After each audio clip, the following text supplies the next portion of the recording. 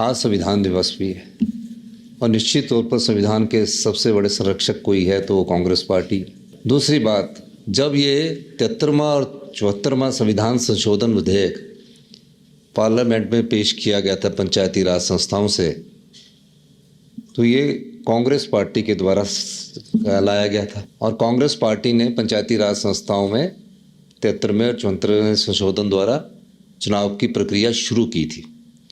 आज मैं ये कहना चाह रहा हूँ कि माननीय सदस्य जी कह रहे हैं कि जश्न मना रहे, हम जश्न नहीं मना रहे, हम सरकार का विजन दिखा रहे।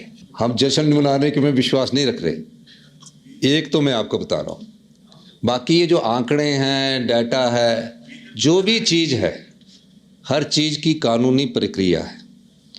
संविधान और कानून के संरक्षक अगर कोई सबसे बड़ी पार्टी है वो कांग्रेस पार्टी है।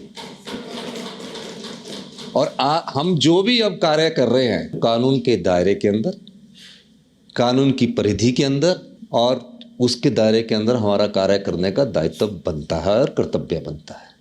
कानून की परिभाषा को परिभाषित करने का अगर किसी के पास अधिकार है वो तो माननीय न्यायालय है। मैंने इसलिए भी 67 अप्लाई किया क्योंकि इसमें कोर्ट में भी मैटर चल रहा है, मैटर इज सब जुडिस, जबकि मैं कह सकता था कि मैटर सब जुडिस है, इसमें कोई चर्चा नहीं करनी चाहिए। लेकिन आपने आज संविधान की शपथ दिलाई तो मैंने कहा कि आज संविधान दिवस के अवसर पर इस पर चर्चा की जाए। राजनीतिक लाभ के लिए हमने कोई चर्चा नहीं लाई है। मैंने कहा कि जो भी फैक्ट्स है तथ्य पर आधारित है। सरकार पारदर्शिता में विश्वास करती है, नैतिकता में विश्वास करती है और ईमानदारी में विश्वास करती है। तो इसलिए हमारी जो चीज़ें हैं पारदर्शिता के तहत है।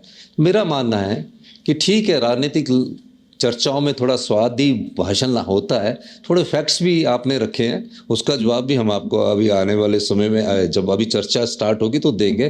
तो मैं कुछ ये कहना चाहता हूँ कि ये जश्न नहीं है, सरकार के व्यवस्था परिवर्तन का विजन है और आपको भी इन्विटेशन है। बंजार विधानसभा क्षेत्र में शौर्य जी का जब मैं अभी भाषण सुन रहा था तो इनके क्षेत्र में अभी काफ़ी आगजनी की घटना हुई है और सारा मकान वहाँ जल गए हैं।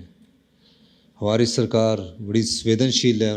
जहाँ जिस गांव में आग लगी, माननीय राजस्व मंत्री भी वहाँ गए, माननीय PWD मिनिस्टर भी वहाँ गए। इन्होंने आश्वासन दिया था कि हम आपको आपदा राहत के तहत लाएंगे।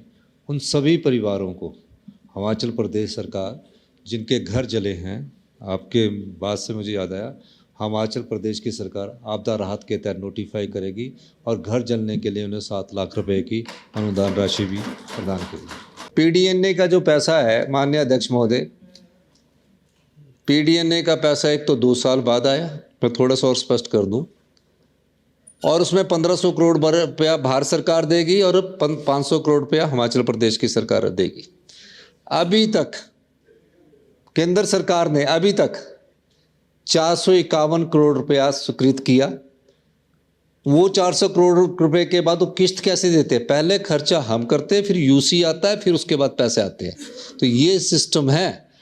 भारत सरकार से भी जो पैसा है ना, वो लेना बड़ा मुश्किल काम है। आपके समय, हमारी सरकार को अभी तो 3 साल हुए, आपके समय 50,000 करोड़ रुपया ज़्यादा आया है और हमारे समय ये 50,000 करोड़ रुपया कम आया हुआ है। फिर भी हम सरकार को चला रहे हैं और हम सरकार को चलाना जानते हैं।